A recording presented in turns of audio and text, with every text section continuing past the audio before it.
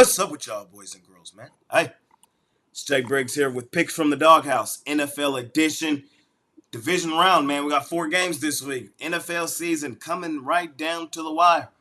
We got some great matchups this week, ready to break them down with the guys. Al, how you doing today, sir? Doing well. Yeah, last week in the playoffs, 2-2, kiss your sister. Weekend. This week, I'm probably going to have either 4 or 5 plays, depending on where the numbers go. But I've already posted, um, I think, 3 plays, so folks can get on board for those. There you go. There you go. We're finna break them down here in a second. Sean, how you doing today, sir?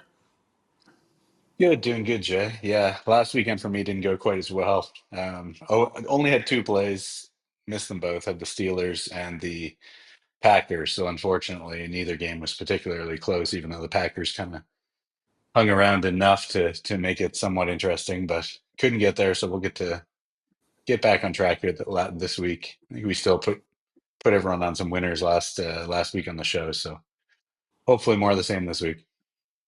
Yes, sir. I think I went 2-2. I had Texans, Steelers, Bucks, and Rams. See, I went 2-2. So I did come out slightly ahead because I had Texans and Rams money line. So, came across just slightly. Al knows I love me some good money line dogs. Those are both very smart decisions. We'll see. We'll see if there's some opportunities this week. We got some bigger spreads this week, and one basically even line. So that's the Sunday nighter. We'll talk about that here in a second, fellas. Let's go ahead and dive right in, man. We start our day on Saturday. We start our day on Saturday. 3:30. The Houston Texans. They're 8-point dogs in Arrowhead. We're the Chiefs, man. They've been dominant at this time of season. Al, they haven't been that great of an ATS team this season. They haven't beaten a lot of teams by margin this season. No, I think their average. I don't have it off the top of my head, but I think their average scoring margin is in the 3s. Of course, the 38-0 loss to Denver last week didn't help, but yeah, I mean they've got a very poor scoring margin for the season. But in their favor this week, they're coming off the bye after earning the number 1 seed, in the AFC.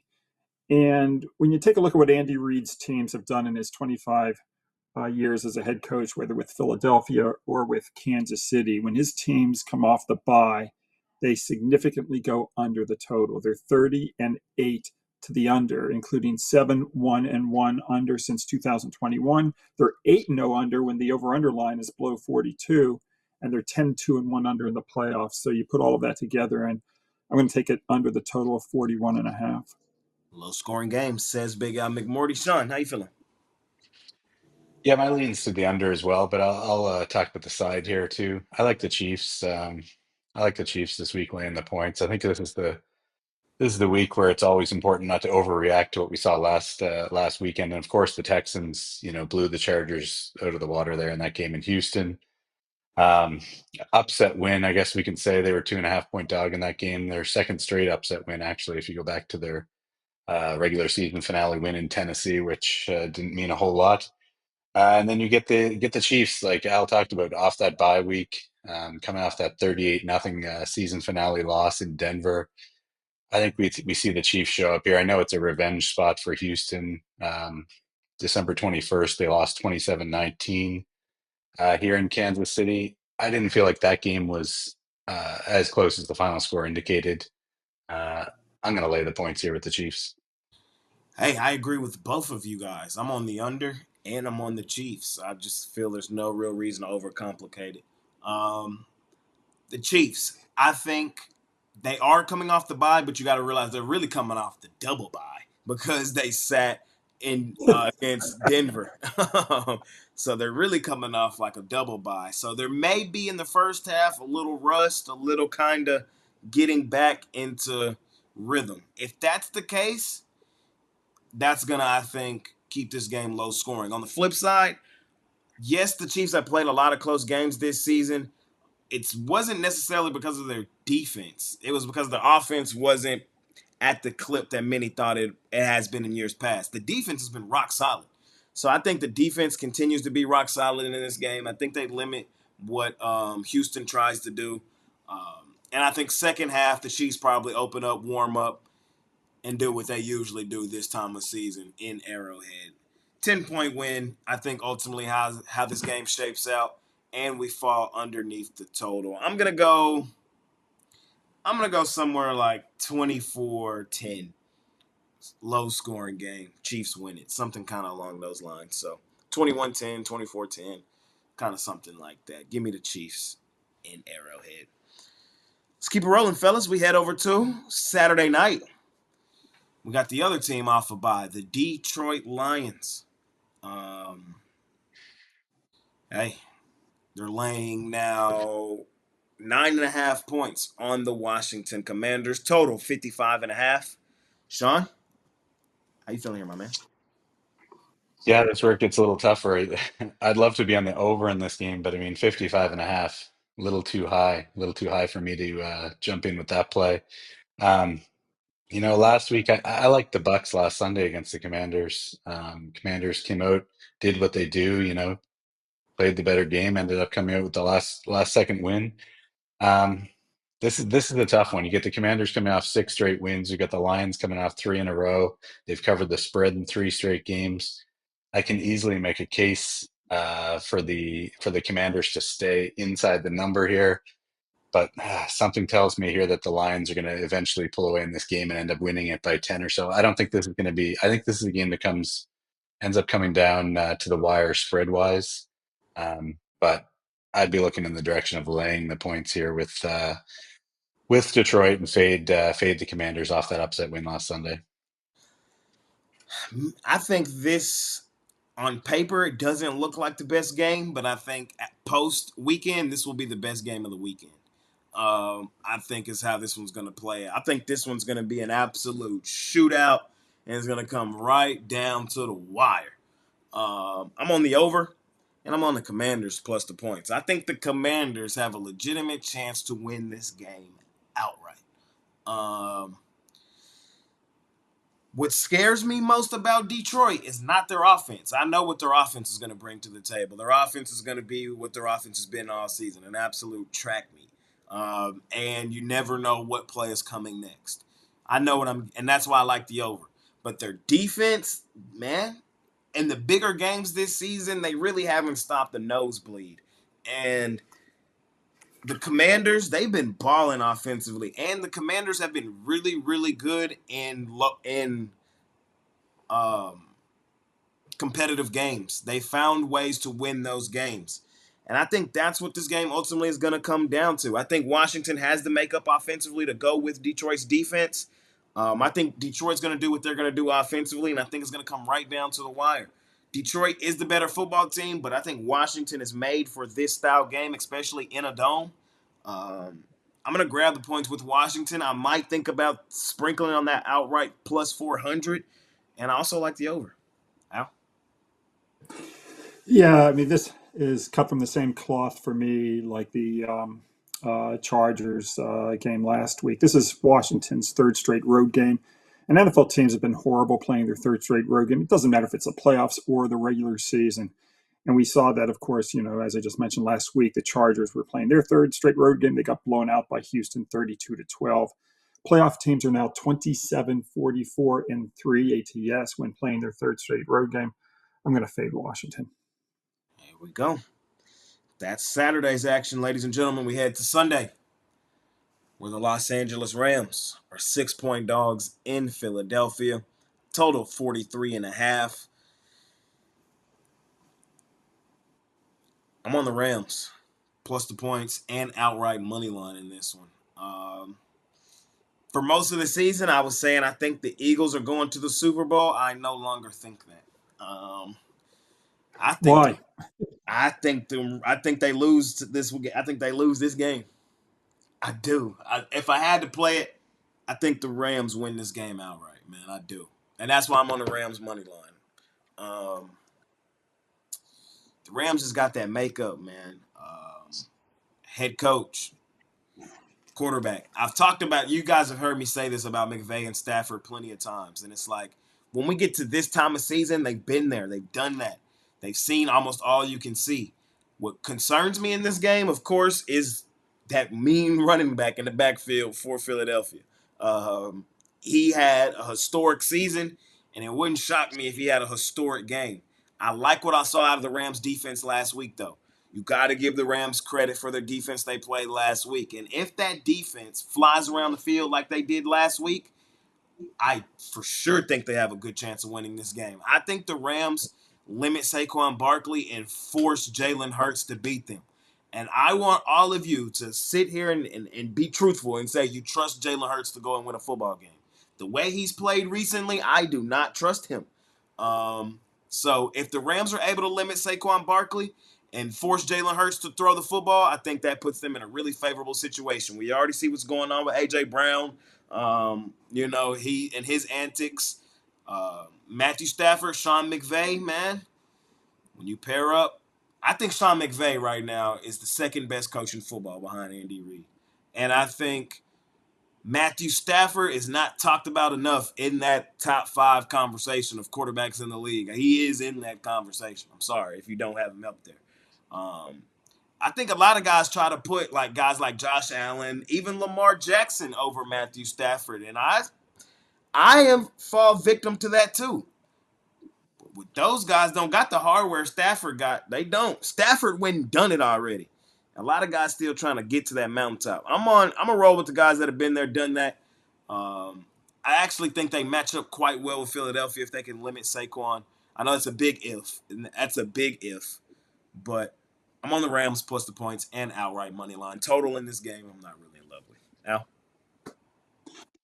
Yeah, I mean, I definitely understand your points. I mean, they're well taken. When you look at the 8 teams left, I think there's only one team that can't win it, and that's the Houston Texans. But I think the other 7 teams, if the breaks fall their way, they can all win the Super Bowl this year, and even the Commanders. I wouldn't disagree with that, to be honest. I would not. Yeah. I think Houston's the one team that just doesn't have it to, win, 3 more games. But as far as this game, I get your points, Jay. I'm going to go the other way. I just look at the scoring numbers, both on offense and defense. The Eagles are better across the board. Their offensive scoring average is 26.94. The Rams only average 21.88. That's a 5.06 points per game differential on offense. Same thing on the defensive side of the ball. The Eagles give up just 17.38.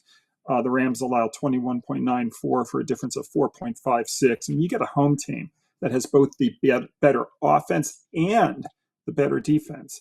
Home teams have gone 90 and 63 ATS in the playoffs. I'll take Philly. Fair enough. What I will say is whoever wins this game, I think, goes to the Super Bowl. I like either one of these 2 teams over the other 2. So I would actually, if the matchup is Washington versus Eagles, I don't know, man. I mean, division battle. We get the repeat of that unbelievable game a few weeks ago where Washington won on the last play. I don't know. I think the NFC is wide open. I agree. Sean, how you feeling in all of this, my man? Yeah, I like the over in this game. We've seen some low-scoring games from both of these teams lately, but these teams met at the end of November in Los Angeles, and we saw 57 total points in that game. Obviously, a different situation here. We're in the playoffs. We're outdoors in Philadelphia, cold weather, different situation. But I'm a believer in that Rams offense. Like, I do think that they can move the football, put some points on the board in this game. On the flip side, I kind of just feel that we've seen enough times this year that Rams defense have some bad games. And I think they're in line for one here this week. On 3 occasions, they've allowed 37 points or more. That includes that game against the Eagles. Philly's offense, didn't look like last Sunday. It was pretty underwhelming. You bring up Jalen Hurts, trying to trust him to win a game of this magnitude here, and it is, after watching that game last Sunday, they don't exactly pass the eye test offensively, but. I think they, this was a good matchup during the regular season for them. I think it can be again here. And on the flip side, I mentioned it last week. Philadelphia has faced one of the weakest schedules in the NFL this year. I think that has kind of boosted their defensive numbers, especially perhaps. And again, I'm a believer in that Rams offense. I do think they have the pieces to come up with some big plays, something we just didn't see from the Packers last Sunday. They couldn't get a big play when they needed it. I think the Rams do. As for the side, this is kind of a coin flip game for me from a point spread perspective. Like I said, I faded the Eagles last week. Didn't work out. I'm not really all that interested in grabbing the points with the Rams here as a dome team heading outside here in the playoffs with with the Eagles coming off that win last week. So we'll look at the over this week in this one. Fair enough. Fair enough. Fair enough. Technically, the Rams are not a dome team. You're right. Yeah. You're right. It's a canopy, and there's Yeah, It is you're right. open Yeah. air, technically. It is. Yeah.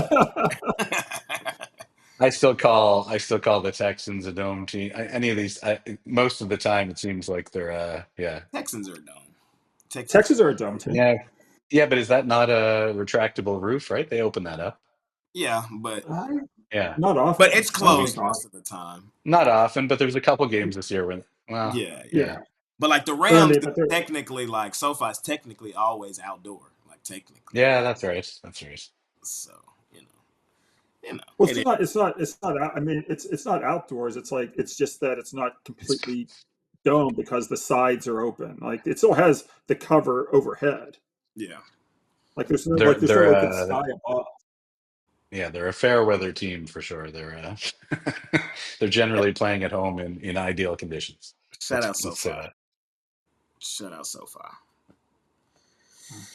We head over to the big one, man. I don't think it's crazy to say the biggest game of the week, maybe the biggest game of the year thus far this season. The two MVP favorites battling it out. You know, this is a legacy game for both quarterbacks.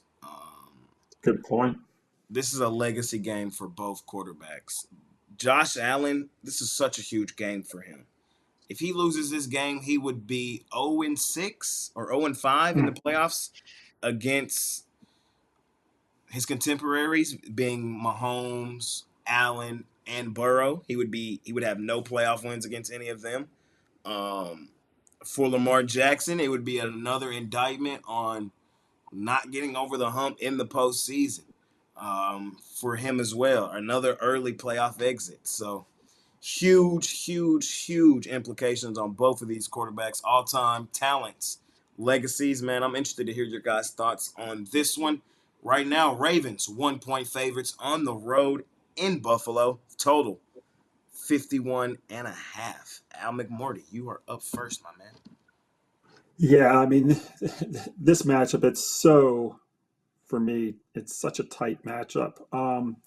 It's one of those games, I just want to be on the underdog. I don't really care who it is.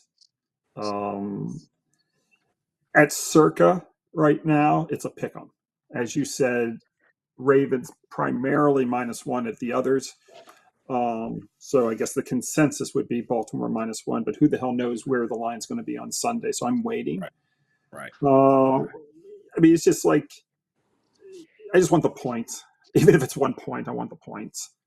Underdogs of 3.5 points or less, they're 99, 74, and 6 ATS in the NFL playoffs. We saw this last week with the Commanders, Rams, and Texans, all short underdogs. They all covered their numbers. And short playoff underdogs, they've now cashed 9 straight, going back to the Eagles-Chiefs Super Bowl. So today, I guess I like Buffalo, but ask me on Sunday. Those are some stats right there from Big Al McMorty. 9 straight. That's short underdogs. Sean Murphy, how you feeling here? Yeah, I feel the exact same. This is a toss up all the way. There's no real edge that any of us three, I don't feel, that are gonna come up with and have the magic answer in this game. I mean, you look back to that regular season matchup, that was early in the year. Bills were off to a 3-0 start. They went into Baltimore in that Sunday night game and got drilled 35-10. So you've got the revenge angle here for Buffalo, but I think you can pretty much throw that out the window here in this in this environment on Sunday. This is like you said, this is a legacy game for the two quarterbacks. I could make a great case for either team in this one, and I'm with Al. I want to be on the other underdog, whether it's 1 point, 2 points, whatever it is. Right now, that's the Bills, and yeah, there's not much else to say about it. You've got the Ravens coming off 6 straight ATS wins, so I do tend to lean to fading those long ATS winning streaks, and in this case, we've got the Ravens coming off that, so that also works in perhaps in Buffalo's favor here. But again, you can see this game going either way. And as for the total, game like this, I'd generally be giving a good look at the under, but I don't know. I don't have a great feel. I don't have a great feel for the total in this one either. So I hate to say it, but I don't have a definitive answers for you in this one. Don't feel bad, Sean, because I'm finna say those exact same words. It's very rare where you'll hear those words from me. This is a tough one. Because, like Sean said, I can legitimately argue both sides. And I have argued both sides, just depending on who I'm talking to. uh, um, can the Bills? The thing here in this game is like it's kind of the same thing I said about the Rams. Can they stop Derrick Henry? Can they stop Derrick Henry? That was what they couldn't do the first game. They could not stop Derrick Henry. The difference in this game and that Rams game is I don't trust Jalen Hurts to go win a football game with his arm. Oh, my God. Lamar Jackson will do it, though. Lamar Jackson will do it if you stop Derrick Henry. That's what makes it tough. I understand why the Ravens are favored here, man. I do. But Josh Allen, man, this is legacy. I'm talking about legacy of legacy. And then next week is going to be as well for whoever pulls this out. Ultimately, sitting right here today, Thursday, 2:40 Central Time. I'm on the Buffalo Bills, man. I'm on the Buffalo Bills. It hurts. It pains me to say. You're going to give me Buffalo home dog, though. Especially, I think there's supposed to be some weather conditions possibly in this game. I know both teams I didn't scary. when I looked at the weather, is this the one where they might have a little bit of rain Yeah, and snow toward the later afternoon? Okay. yeah. So Has it the I gotten think has they're it gotten saying worse than that? I think they're saying chance of lake effect snow, which in Buffalo, of course, means it could be a blizzard or it could be right. nothing. They don't know. They can't predict it. So it's, but there is a chance. And I think it's, yeah, classic uh, late mid-January Buffalo weather, I suppose. Yeah. So I did see it was supposed to be 12 degrees there yes, it will. on So I Sunday. mean, we could talk on this all day, and I'm still probably gonna feel the same way. small lean on Buffalo here on Thursday. I'm gonna be 1,000 with everybody watching this though. It would not shock me if come Sunday I'll flip to the Ravens. It would not shock me given some information. Right now here on Thursday though, I'm on Buffalo. Check out the morning show on Sunday. I'll have my official answer for y'all on this game. Um, I love other games way more than this one, but of course, this is one we're all going to be watching Sunday night, so I will have an opinion for y'all. Check back Sunday morning on the morning show, and I have my official play for the game. But yeah, I'm super excited to sit back and watch that one, fellas. That's all for the divisional round. Man, any final words, fellas? This is NFL season coming right down to the wire. We'll be in the conference championships next week. Can y'all believe it? That's kind of crazy. uh, Down to 4. So, Al, what will you have going on this week? Or you already told us at the beginning of the show, but repeat what you'll have going on over at Yeah, Pick I mean, Dawgz. I'm going to have somewhere when all is said and done between 4 and 5 plays over at Pick Dawgz for sale. There you go. Sean, what about you, my man? Yeah, I should have 3 or 4 plays in the NFL um, this weekend. And of course, lots of action in the other sports as well. College basketball taking up the bulk of the time right now, as far as handicapping goes. But yeah, busy weekend ahead. And just a correction on the Ravens, they've actually won 5 games in a row straight up against the spread, not 6. There you go. Same for me. I'll have 3-4 plays throughout all the games. So, you can scoop them up from me over at Pick Dawgz Premium when I officially bet. And, of course, you're getting a heavy, heavy dose of NBA right now with some college hoops sprinkled in. So that's what I got going on. Any other words from you fellas before we get out of here? No, I think this is probably the most interesting quarterfinal round of the NFL playoffs in a while. I agree. I think it's all up for grabs this weekend. Anything can happen. So I'm excited to sit back and watch some football this weekend. Do y'all like the Saturday-Sunday split? As opposed to like Saturday, Sunday, Monday, or what are you comparing it to? Yeah, Saturday, Sunday, Monday, or just doing it all on Sunday, or. No, I like Saturday, Sunday the best. I mean, I guess they can't really do that, or they could. I'm not a fan of the Monday night game. I wish they would just have a triple header on Wild Card Weekend, triple header Saturday, triple header Sunday. But Yeah. As far as this round, I like it this way: 2 on Saturday, 2 on Sunday. Yeah, and they changed. I mean, this was quite a while ago now, I suppose, because it used to be the Sunday of the divisional round, and then same with the championship. The conference championships used to be the 1 Eastern and 4 Eastern or 4:30 Eastern starts, whereas they bumped now the Sunday late game is more of a. It's not a Sunday night game, but 6:30 Eastern. So um, I like that. That's good for the Baltimore Buffalo game. It's kind of a showcase game at the end of the weekend, and I think they got the order of the matchups correct here. It's a good balance I think they of did too. games. You get the Lions get a primetime game, which that Saturday night in Lions fan, Detroit. Yeah. yeah, Lions fan base has been kind of that's When that's a tough when situation we for were Washington walking into. yeah when we I took the kids to Las Vegas a few weeks ago over I guess it was Christmas break, and there were more people walking around with Detroit Lions t-shirts, hats, whatever, than all the other 27 or I'm sorry, all the other 31 NFL teams combined. I mean, it's like That's crazy. everyone who has any kind of connection at all to Detroit is wearing gear. Well, they They've had never, so it's many like they've years. never had a chance to show off in 50 some years, and now we're going to tell everyone we're from Detroit.